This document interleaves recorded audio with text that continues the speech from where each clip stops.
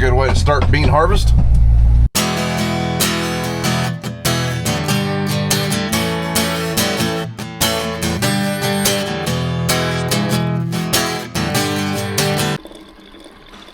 Looks like we're packing up. We're empty. But God, what you got in there? Waters and lemonades. Oh. So this morning we are heading back to the farm we were at last night. Got Jim, my father-in-law, helping us today also. So first day we've got a full crew of people, hoping to get a good bit of corn harvested and then switch over to beans. I don't know. Last night the plan was to finish the top ground of corn, which is about 35 acres left, and then switch to beans this morning, but I think we're going to try the bottoms, and if we get into that bottom corn, it'll probably be corn the rest of the day. But we'll see. If the bottoms is as dry as the top ground, we're going to go ahead and do it all. We'll do our pre-trip, and then we'll take these two loads to town. So we will be hauling to Cargill today, which is a whopping like 5 minutes from here. Now the reason we're taking this to Cargill and not putting it in the bin, for one thing, we have a contract we got to fill for September, but also this is a split farm, sharecrop farm, whatever you want to call it. Basically we farm it, we split the grain with the landlord, so that's how basically the rent is on this farm. So that's why we're taking it to Cargill. So I hate this railroad crossing.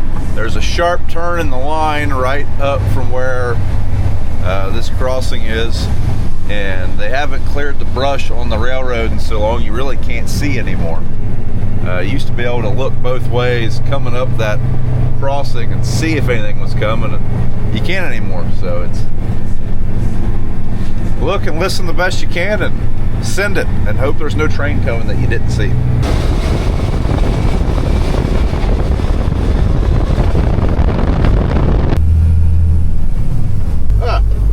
Fixing the driveway in the end of September. Seems like there might have been a better time to do that.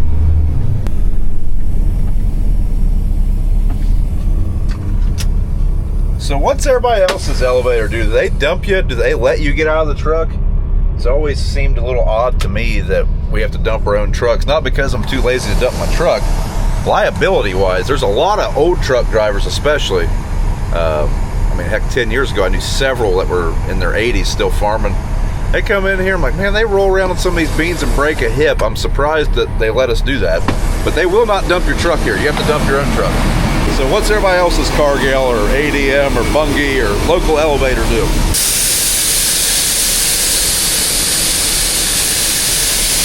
So the dew's pretty well burned off. Still plenty of moisture in the stalks, but I'd say we're gonna get started here pretty directly. Dad's cleaning his feeder house off, and cart's empty now, and we got an empty truck. About 30 acres left up here. Now we got 30 acres, but we farm it, 60 acres up here. We farm it in 2 different fields though. So just finished the first 30, now we're moving to the second.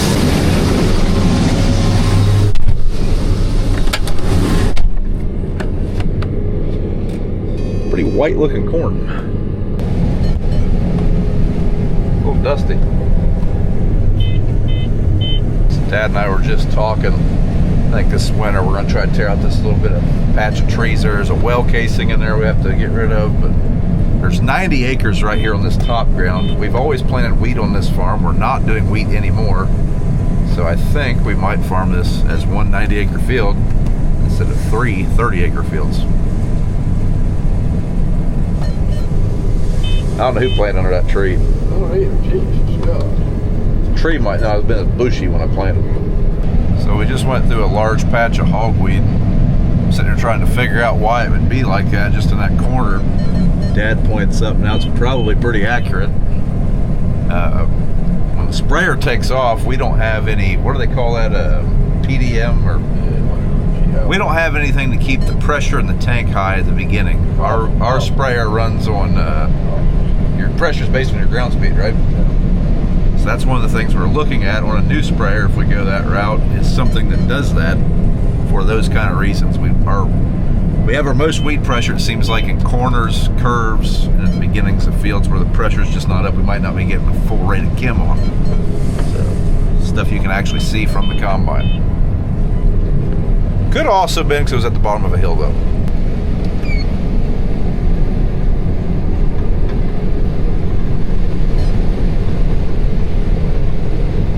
Might need to do some tree trimming when we come over. I did get clear down to I know you got the other side, but really see the way the dust blows sometimes. That's why auto steer is very nice, especially when opening a field. It's hard to see. The windows are even clean right now, but just the way light hits dust sometimes about blinds you. Hopefully there's no tree limbs down. This corn's pretty poor right here. We're on top of this gravelly knoll, so not a whole lot of corn through this part of the field. These trees really suck the moisture out. You can see as you get further away from the trees, the stalks aren't quite as deteriorated. That's because they had more moisture. Them tree roots, it isn't just the shade that's killing this corn. Them tree roots are sucking all the moisture away from this corn. So kind of a double whammy. You get shade and lack of moisture. I just seen the FedEx guy drop something off over here. And it's our Trade Coffee package. So today's video is sponsored by Trade Coffee. I don't have a super refined palate when it comes to coffee. Pretty much drink one brand all the time. But when I got the opportunity to work with Trade Coffee, I realized, man, I could try a lot of different stuff. So that's what we're going to do today. We're going to open up this bag. Basically, Trade Coffee is a subscription-based coffee company, and they work with lots of different brewers of coffee, and you take a test on their website when you sign up, and you get matched with what they think would be the best fit. So today, this is the coffee we will be trying. Alma coffee, medium roast. So, yeah, let's get this in the pot and we'll give her a try. So it's a little later in the day, but I pretty much drink coffee about all day anyways. So that is one thing about Brown Farms. We are not seasonal. We drink hot coffee all year round. But if cold brews is more your thing, they do offer those as an option as well.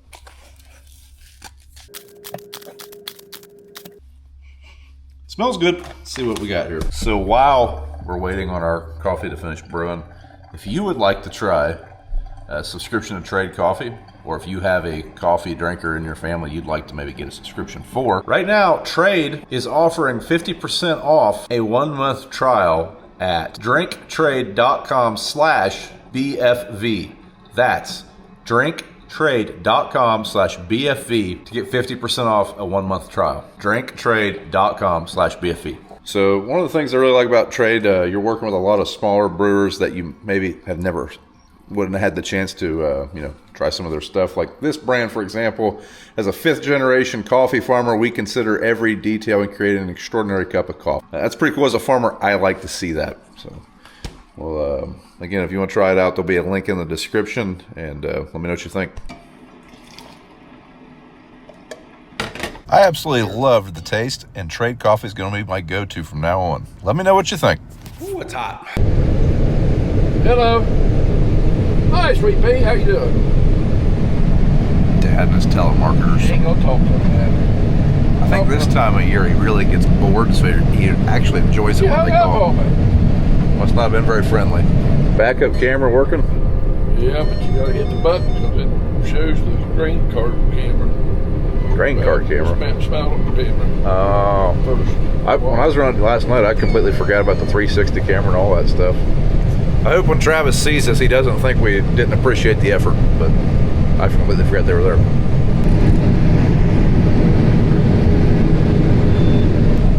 So Dad's running 6.5 miles an hour.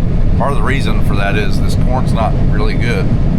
So with a big combine like this, they run best when they are full of grain. If you're running them pretty slow and bad corn and you have all that air trying to clean that corn, you end up blowing more corn out. So I mean, there's definitely a point of diminishing returns, but a combine this size, or any larger size combine, run best when it's full of corn. Mustn't have it all made, though. It's got the automated thing on, it should slow down just everything. Hopefully we'll get that dialed in, but for right now, we're just gonna run like a Banshee at 7 miles an hour with a 12 row. Bringing in a whopping 3,700 bushels an hour. Now, if we were in 200, 230, 240 bushel corn, we'd probably be running 5 miles an hour. Try to just keep your bushel flow around 4,000, aren't you? Yeah. Yeah, I mean, if we can keep it 5,000, we will, but try to at least keep it 3,500 to 4,000.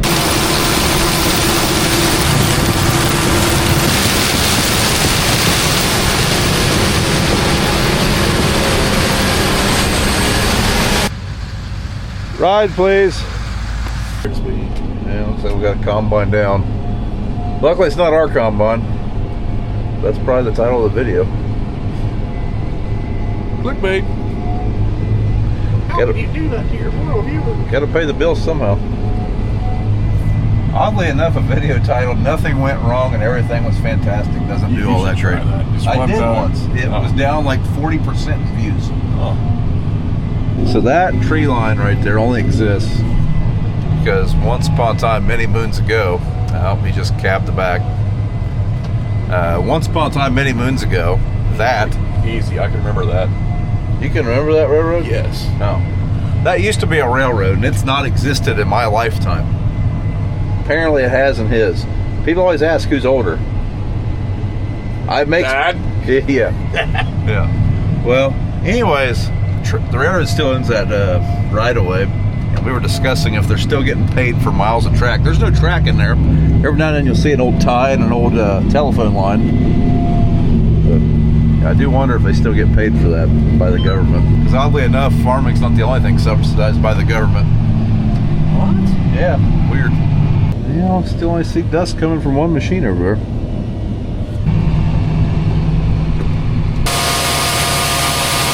BJ's been feeding the wildlife population pretty well here. No, I give him crap, but that's like a whopping $8 worth of corn. That's unfortunate though. The $8 part. Probably close to like 4 or 5 bushel out there. So Dad just came on the radio and said we're going to go down to the bottoms here along the river and run some corn. We got a 70-acre cornfield there. We're going to see how wet it is. I would say if it's below 20, we will just stay in corn. If it's above 20, we'll probably come back later. Well, I guess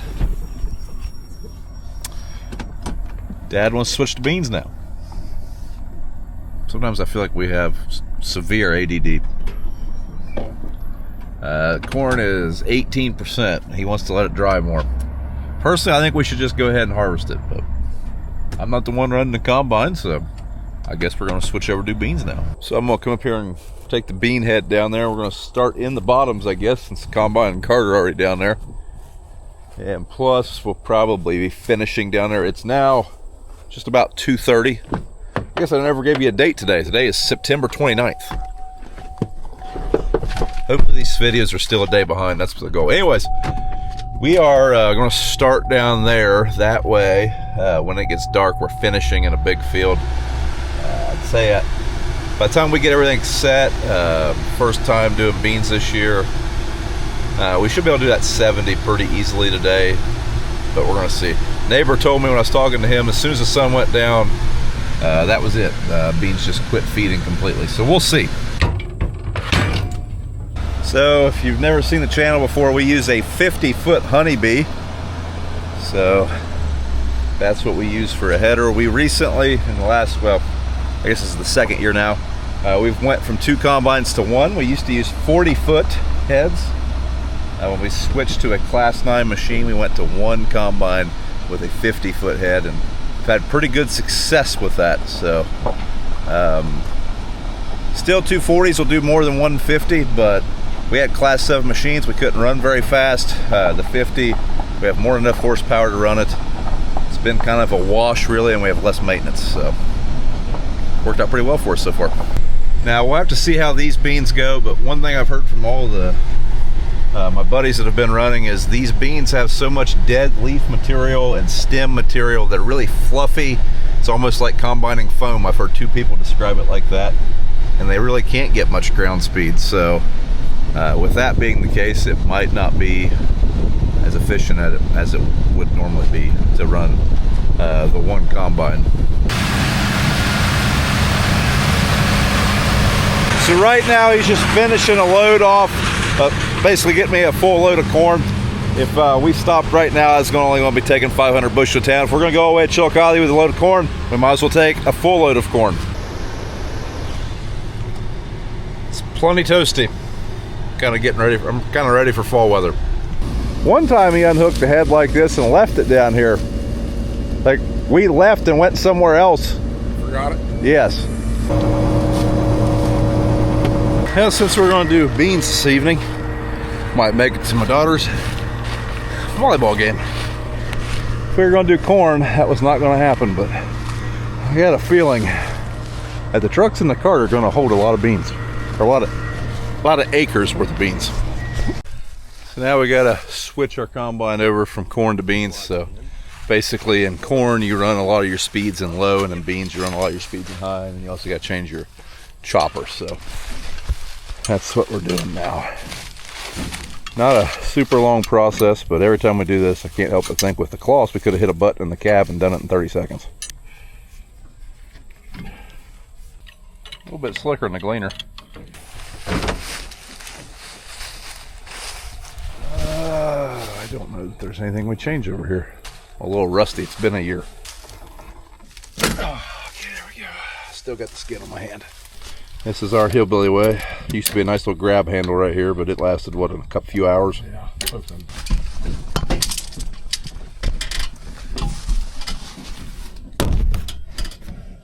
So while every combine is different how you change them over, the basics are the same.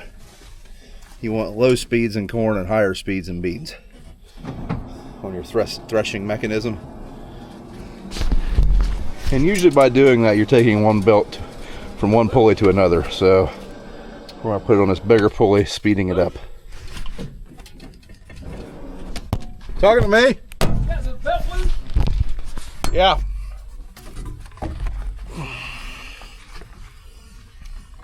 This belt's starting to get some rough spots.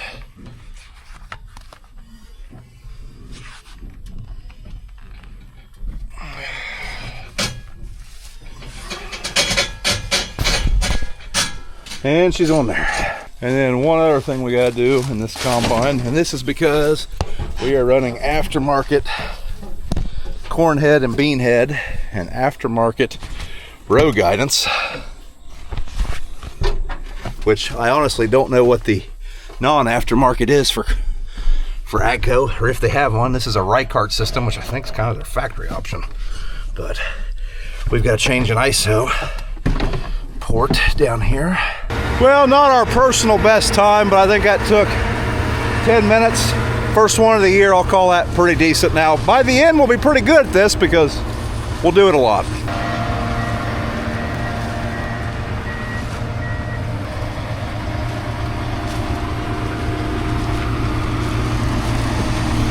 Yeah, Jim's been given his walking papers for the day. Now that we're not doing corn, the frequency at which we will be needing a truck is going to be drastically cut. So, like I say, went from doing about a truck every 15 minutes to probably one every hour at best. Oh, sounds like she's getting fired up.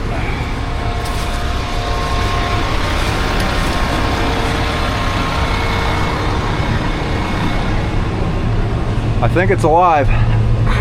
Yeah, we're getting started. Quit shelling corn, started on beans. It's so daggone dusty, it's hard to see. Some of them pretty good, some of them not too good, so I don't know. We're down here at the bottoms of this farm. I think there's good spots in it. Right here, pretty good. I don't know how close I am. I think it might be a little bit low. 60s, back there's 30s, 20s, 40s, all over. There's some real bad patches in streaks in this field. Well, we've got a problem. I just pulled back into the farm and I don't see a dust cloud. That's not good. That would mean that combine is not moving. Well, never mind. There's the combine. It's way down there. I don't know if you can see the big dark spots in these fields, or this field. Yeah, I'm down 14 bushel now. Go right on down, ain't nothing here. Looks like something been here, it's popped open. Just a dry spot, about 10 acres right here in this field. Always bad when it's dry. Yeah, ain't nothing, 5 bushel. Well, they are still opening up the field. And now they're not moving, so that's good.